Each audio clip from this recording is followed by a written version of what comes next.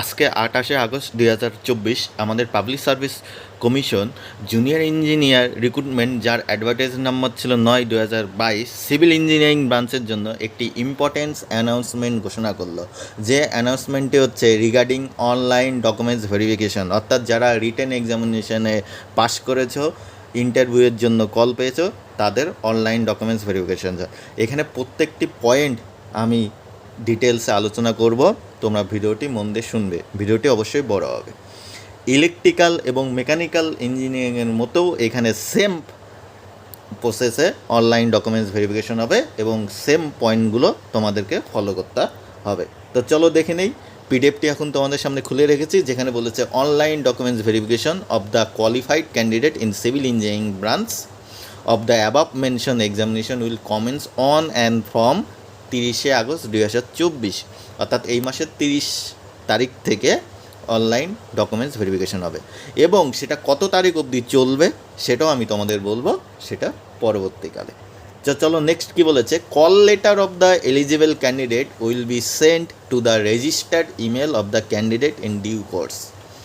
In case of any difficulty and query, candidate may reach personally at confidential section of the commission's office. অর্থাৎ এখানে বলেছে যে eligible বলতে যারা রিটেনে qualify করেছো তাদের এই অনলাইন ডকুমেন্টস ভেরিফিকেশন করার পরে এলিজিবল, অর্থাৎ অনলাইন ডকুমেন্টস ভেরিফিকেশনে অনেকেই বাদ পড়ে যেতে পারে। অর্থাৎ আফটার অনলাইন ডকুমেন্টস ভেরিফিকেশন যারা এলিজিবল হবে তাদেরকে কিন্তু কল লেটার মেলের থ্রুতে পাঠানো হবে, অর্থাৎ তোমরা ওয়েবসাইট থেকে কল লেটার ডাউনলোড করতে পারবে না। এই ক্ষেত্রে যাদের মেল আইডি চেঞ্জ হয়েছে বা মেল আইডির পাসওয়ার্ড ভুলে গিয়েছো বা কোনো প্রবলেম যদি থাকে, তাহলে কিন্তু তোমাদেরকে কি বলেছে, ইন পার্সোনালি, অর্থাৎ তোমাদের নিজেদেরকে এই পাবলিক সার্ভিস কমিশনের যে অফিস রয়েছে, যেটা আমরা বলি টালিগঞ্জে বা কালীঘাটের পাশে, সেখানকার কনফিডেন্সিয়াল সেকশন, অর্থাৎ নিচে গেলেই ইনকোয়ারি সেকশনে বলে দিবে কনফিডেন্সিয়াল সেকশন কোথায়, সেখানে গিয়ে কিন্তু যোগাযোগ করতে হবে। ঠিক আছে, অনেকের রোল নাম্বার নিয়ে প্রবলেম, অনেক কিছুরই প্রবলেম থাকে, তাহলে তোমরা ইন পার্সন কলকাতার দিকেই কিন্তু জিজ্ঞেস করে নিবে। ঠিক আছে, তো চলো নেক্সট কি বলেছে, পুরো বোল্ড পয়েন্ট দিয়ে আন্ডারলাইন করে, candidate are requested to take print out of the information sheet for online documents verification. এটার একটা প্রিন্ট আউট নিতে হবে। সেকেন্ড প্রিন্ট আউট নিতে হবে অ্যানেক্সার 1, যেটা এই পিডিএফে আছে, আর একটা হচ্ছে চয়েস শিট, এই পিডিএফের সাথেই আছে। এই তিনটা জিনিস কিন্তু তোমাদেরকে প্রিন্ট আউট করে রাখতে হবে এবং এই তিনটা ফিল আপ করতে হবে।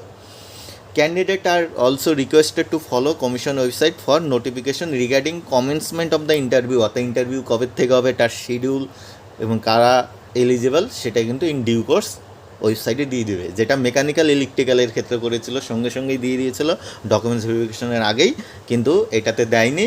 এবার আমার যা মনে হচ্ছে অনলাইন ডকুমেন্টস ভেরিফিকেশন করার পরেই ইন্টারভিউ শিডিউলটা পাবলিশ করবে। এবার আমরা পয়েন্টগুলো মনে রাখি। এইটা হচ্ছে আমাদের ইনফরমেশন শিট। এখানে কি বলেছে, আমাদেরকে সর্বপ্রথম যেটা ফলো করতে হবে, তোমরা মন দিয়ে শুনবে, the following documents mention 1 to 11, অর্থাৎ 1 থেকে 11, এখানে পর যে সিরিয়াল নাম্বার আছে সেই ডকুমেন্টসগুলো, সব ডকুমেন্টস আবার সবার ক্ষেত্রে কিন্তু অ্যাপ্লিকেবল নয়, যার ক্ষেত্রে যেটা অ্যাপ্লিকেবল হবে সেটা নিয়েই scan copy, colour scan copy, কেন এমনি ব্ল্যাক অ্যান্ড হোয়াইট স্ক্যান করলে কিন্তু হবে না, কালার স্ক্যান কপি করে সেটাকে একটা সিঙ্গেল পিডিএফে করতে হবে এবং সেই পিডিএফটা আমাদেরকে কি করতে হবে, মেল আইডি, করসপন্ডিং যে মেল আইডি রয়েছে সেই মেল আইডিতে আমাদেরকে সেন্ড করতে হবে। কোন মেল আইডি, এখানে দেখো dsconpscjac@gmail.com, এখানে করতে হবে। এবার কি করতে হবে চলো দেখে নেই। নাম্বার 1 কি বলেছে, recent passport size colour photograph, অর্থাৎ কালার ফটোগ্রাফ রিসেন্ট তোলা, সেটার স্ক্যান কপি। ঠিক আছে, সেকেন্ড কি বলেছে, গভর্নমেন্ট ফটো আইডেন্টিটি প্রুফ, আধার অথবা এপিক অর্থাৎ ভোটার কার্ড অথবা পাসপোর্ট অথবা ড্রাইভিং লাইসেন্স অথবা প্যান কার্ড, এই কয়েকটার মধ্যে যে কোনো একটা, সবগুলো নয়, এবং সেটা সবার ক্ষেত্রে অ্যাপ্লিকেবল। 3 নম্বরে কি বলেছে, মাধ্যমিক অর ইকুইভ্যালেন্ট অ্যাডমিট কার্ড এবং তার সার্টিফিকেট, অর্থাৎ পাস করেছে যে তার সার্টিফিকেট, কী জন্য, এটা বয়সের প্রুফ হিসাবে দেখার জন্য, তাহলে অ্যাডমিট কার্ড এবং সার্টিফিকেট। এবং সবার জন্যই লাগবে। 4 নম্বর কি বলেছে, certificates and all marksheet of diploma and or degree in civil engineering, অর্থাৎ যাদের ডিপ্লোমা রয়েছে তারা ডিপ্লোমা দিবে, প্রত্যেকটা মার্কশিট প্রত্যেকটা সেমিস্টারের এবং সার্টিফিকেট, এবং যারা শুধুমাত্র বিটেক রয়েছে, বিটেক বা বি হায়ার ডিগ্রি, তারা তাদের দিবে। আর যাদের দুটোই রয়েছে শুধু ডিপ্লোমাটা দিলেই হবে, বেস্ট দুটোই দিয়ে দিবে। ঠিক আছে, এইটা করতে হবে। নেক্সট পয়েন্ট নাম্বার 5-এ চলে যাব। কি বলেছে, SC ST OBC certificate from appropriate authority if applicable. তাহলে এটা কিন্তু সবার জন্য অ্যাপ্লিকেবল নয়, যাদের আছে ক্যাটাগরিতে অ্যাপ্লাই করেছে তারাই। 6 নম্বরটা দেখো, ওবিসির ক্ষেত্রে applicable 2 NCL non creamy layer certificate which should be issued, একটা ভালো করে তারিখ দেখবে, 1/4/2022 থেকে 31/3/2023 এর মধ্যে ইস্যু করা, আর আরেকটা অত দুটো লাগবে 1/4/2024 পরে ইস্যু করা। এবং কি বলেছে, যারা ওবিসি এ এবং ওবিসি বি ক্যাটাগরিতে পড়ো তাদের কিন্তু এটা লাগবে। এই দুটো সার্টিফিকেট না দিতে পারলে তাদের ক্যান্ডিডেটস আর ক্যান্সেল হয়ে যাবে। নেক্সট 7 নাম্বার, এটাও সবার ক্ষেত্রে অ্যাপ্লিকেবল নয়, যারা PWBD ক্যাটাগরিতে অ্যাপ্লাই করেছে তাদের জন্য এই সার্টিফিকেটটা লাগবে। নেক্সট 8 নাম্বার, ভালো করে দেখবে, 8 নাম্বারটাও সবার ক্ষেত্রে অ্যাপ্লিকেবল নয়। কাদের ক্ষেত্রে, যারা applicable only in case of a candidate claiming for relaxation of upper age limit, অর্থাৎ আপার এজ লিমিটের ক্ষেত্রে যারা ক্লেম করেছো সরকারি চাকরি করো দেখে, তাদের জন্য, বাকিদের জন্য নয়। কি সেটা, এক্সপিরিয়েন্স সার্টিফিকেট। কি বলেছে, experience certificate of continuous practice at the employee of the central government অথবা স্টেট গভর্নমেন্ট অথবা গভর্নমেন্ট আন্ডারটেকিং অর স্ট্যাচুরি বডি। ঠিক আছে, যেটা হচ্ছে স্টেট গভর্নমেন্টের দ্বারা রেকগনাইজ, তারা কাজ করেছে এবং ক্লেম করেছো এজ রিল্যাক্সেশনে, তারাই কিন্তু দিবে, বাকি কেউ দিবে না। এটা কিন্তু সবার লাগবে না। নেক্সট 9, এটাও কিন্তু সবার লাগবে না। কি বলেছে দেখো, affidavit regarding any type of correction of discrepancy in certificate, অর্থাৎ তোমাদের কোনো একটা সার্টিফিকেটে অনেক সময় অনেকের বাবার নাম গণ্ডগোল থাকে বা নিজেদের নামের স্পেলিংয়ের ভুল থাকে, ঠিক আছে, এবং সেটা থাকলে একটা এফিডেভিট করাতে হয়, সেই এফিডেভিটটা কিন্তু দিতে হবে। ঠিক আছে, কারোর যদি সেই রকম ভুল থাকে, তাহলে এটা কিন্তু সবার ক্ষেত্রে অ্যাপ্লিকেবল নয় যাদের। এবং এফিডেভিটটা সবথেকে ভালো হচ্ছে ম্যাজিস্ট্রেটের এফিডেভিট, কারণ যেটা নোটারি এফিডেভিট হয় তার কিন্তু তেমন তার প্রায়োরিটি থাকে না, তো ম্যাজিস্ট্রেটের দ্বারা এফিডেভিট করেই কিন্তু সেটা দিয়ে দেবে। কারোর যদি করা থাকে ভালো, নাহলে করে কিন্তু দিবে, অর্থাৎ স্পেলিং বা বাবার নামের ভুল এইসবের ক্ষেত্রে। 10 নাম্বার কি বলেছে, duly filled in and signed choice sheet, যেটা পরে আছে সেটা কিন্তু লাগবে। 11 নাম্বার হচ্ছে ডিউলি ফিল্ড ইন অ্যানেক্সার 1, যেটা নিচে আছে সেটা। এবং এখানে কি বলেছে, এই all the documents mention from 1 to 8, ঠিক আছে, এইগুলো কিন্তু group A government, group A officer যারা রয়েছে, দেখো গ্রুপ এ গভর্নমেন্ট অফিসার, কোন গভর্নমেন্ট বলেনি, তাহলে এটা স্টেট গভর্নমেন্ট অথবা সেন্ট্রাল গভর্নমেন্ট, যে কোনো একটা করলে হবে। গ্রুপ এ অফিসার সার্টিফিকেট তাদের সামনে এগুলো প্রডিউস করতে হবে, ঠিক আছে, তারা চেক করবে, চেক করার পরে অ্যানেক্সার 1টাতে কিন্তু তারা সই করবে, ঠিক আছে। এবং তার যে অরিজিনাল কপিটা আছে, অরিজিনাল কপিটা কিন্তু ইন্টারভিউয়ের দিন কিন্তু আবার শো করতে হবে, অর্থাৎ তোমরা এটা যে স্ক্যান করে PDF বানিয়ে পাঠাবে, কালার স্ক্যান, তারপরেও কিন্তু এই অ্যানেক্সার 1 আর চয়েস শিট এই দুইটা কিন্তু ভালো করে রেখে দিবে। ইন্টারভিউয়ের সময় কিন্তু এই যে কপিগুলো ফিজিক্যালি হার্ড কপি জমা করতে হবে, এটা কিন্তু মনে রাখবে।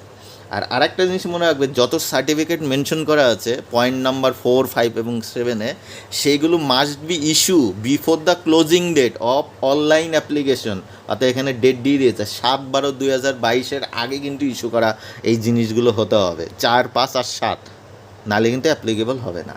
এবং তোমাদের লাস্ট ডেট যে PDFটি তোমরা যে মেল করে পাঠাবে অনলাইন ডকুমেন্টস ভেরিফিকেশনের জন্য, সেটা কিন্তু 20 সেপ্টেম্বরের মধ্যে, অর্থাৎ 30শে আগস্ট থেকে 20 সেপ্টেম্বর এইটা।